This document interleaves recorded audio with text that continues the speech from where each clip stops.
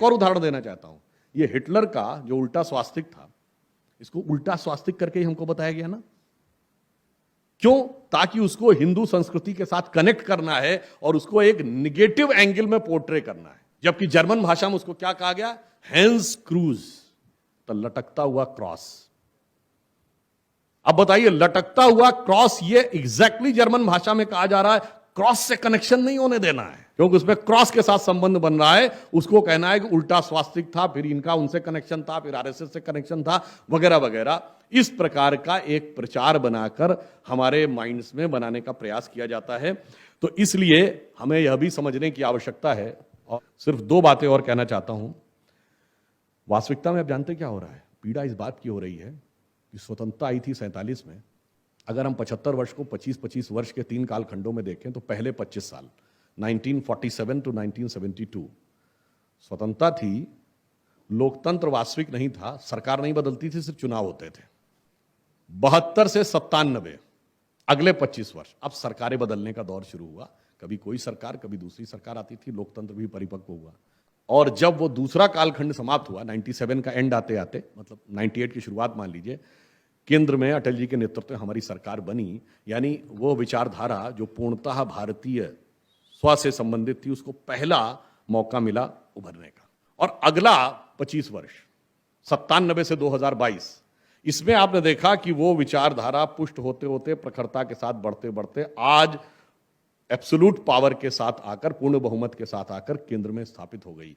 ये कालचक्र की गति किसी को समझ में आ रही है कि नहीं? ये बहुत साफ साफ दिखाई पड़ रहा है कि आगे क्या होने वाला है। और इसके लिए मैं कोट करता हूं, लंदन का एक अखबार था, द गार्डियन है, बहुत फेमस, जिसने 18 मई सन 2014 को लिखा कि 16 मई 2014 का दिन भारत के इतिहास में दूसरी आजादी के दिन के रूप में कहा जाना चाहिए। मैं नहीं कह रहा हूं, ये द गार्डियन कह रहा है। और उसने कहा इसलिए चूंकि आजादी के बाद लंबे समय तक उस व्यवस्था और विचार का भारत पर शासन रहा जो ब्रिटिश कॉलोनियल लीगेसी से प्रेरित थी। पहली बार एक ऐसे विचार के हाथ में सत्ता आई है जिसका पूरा इंस्पिरेशन, एग्जिस्टेंस और इवोल्यूशन पूर्णतः भारतीय है।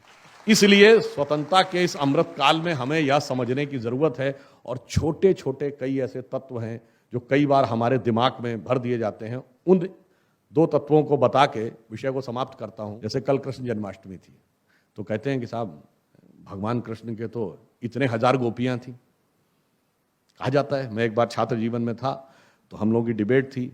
उस डिबेट में रिबटलिंग पैनल भी था, यानी डिबेट के बाद वो रिबटल करते हैं। तो उसने पूछा कि lord Krishna was having more than 10,000 wives.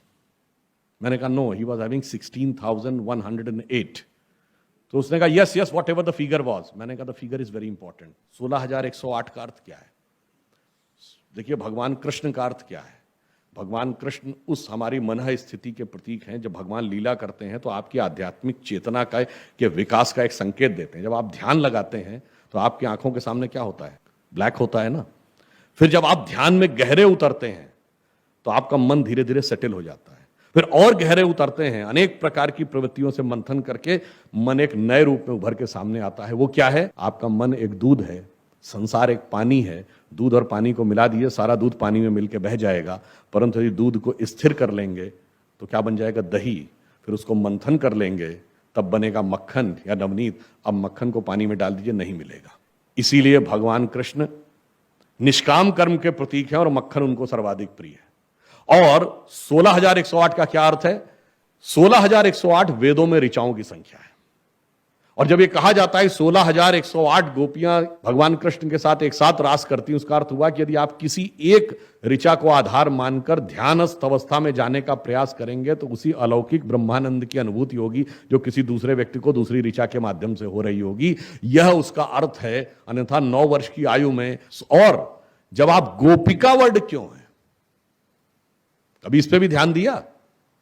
कारण क्या है कि जो गो शब्द है ये इंद्रियों के लिए प्रयोग होता है।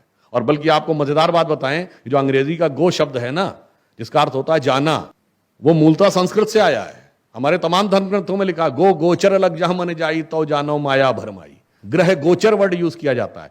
गो अर्थ इंद्रियों के लिए भी होता है और वह इंद्रियों की उस शक्ति का प्रतीक है। यानी हमारे इंद्रियों की शक्ति को तो नियंत्रित करके हमें अंदर ले जाना होता है, तब जाके हमें वह आनंद की अवस्था प्राप्त होती है। तो भगवान कृष्ण क्यों निष्काम कर्मयोगी हैं, क्यों वो मक्खन खाते हैं और क्यों 16,108 गोपिकाएं हैं, ये समझने के लिए थोड़ी गहरी बुद्धि की आवश्यकता है। जैसे पीएचडी का थीसिस पेपर समझने के लिए कम से कम पोस्ट ग्रेजुएट नहीं तो ग्रेजुएट तो होना चाहिए। अब जिन लोगों ने फंडामेंटली नहीं पढ़ा, दूसरी चौथी क्लास पढ़ी हुई है, वो आकर कैसे इस पे व्याख्यान देने लगते हैं, ये अपने आप में बहुत आश्चर्य का विषय।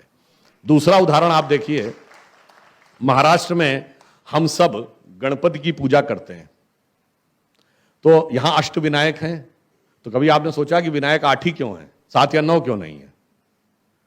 उसका कारण यह है। और फिर गणेश जी की जब हम आराधना करते हैं तो हम क्या कहते हैं, वक्रतुंडी महाकाय सूर्यकोटि संप्रभा। तो अगर उनको हाथी का सर लगा हुआ है तो हाथी की सूंड तो सीधे होती है, तो गणेश जी की सूंड टेढ़ी क्यों है? और अगर हाथी का ही सर लगना था तो फिर उनके हाथी के 2 दांत होते हैं, तो उनके एक ही दांत क्यों है?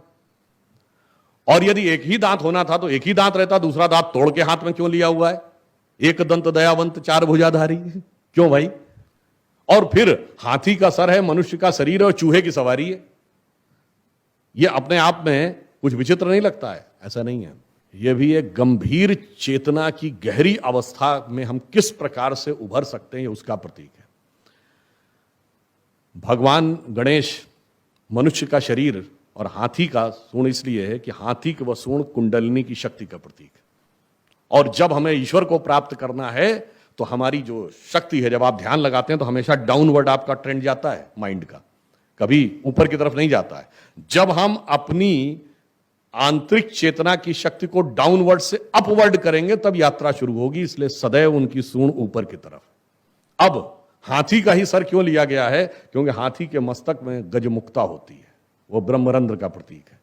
चूहे की सवारी इसलिए है कि चूहा हमेशा जमीन के अंदर जाता है, तो हमें अगर उतरना है तो अपने धरातल के अंदर के धरातलों पे उतरना पड़ेगा, वहां से जाके हमें वह नए आयाम मिलेंगे।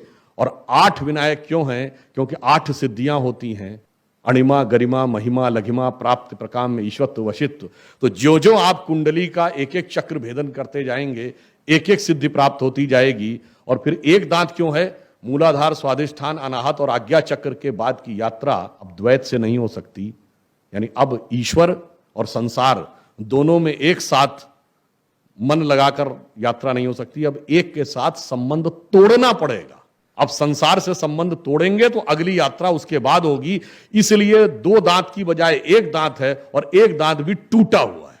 अब बताइए, मैं कहना चाहता हूं, फिर अखबार का उल्लेख कर रहा हूं, 1854 में शिकागो हेराल्ड ट्रिब्यून में कार्ल मार्क्स ने लिखा कि बंदर हनुमान, नंदी बैल और हाथी गणेश को पूजने वाले हिंदू चाहे जितने समृद्ध हों, वो इसी लायक थे कि उन पे हुकूमत की जाए, क्योंकि उसने एक प्रकार अंतर से कहा कि हम लोग मूर्ख थे। अब बताइए, भगवान गणेश में हाथी गणेश का क्या अर्थ है, ये समझने के लिए हम मूर्ख हैं या मार्क्स मूर्ख थे?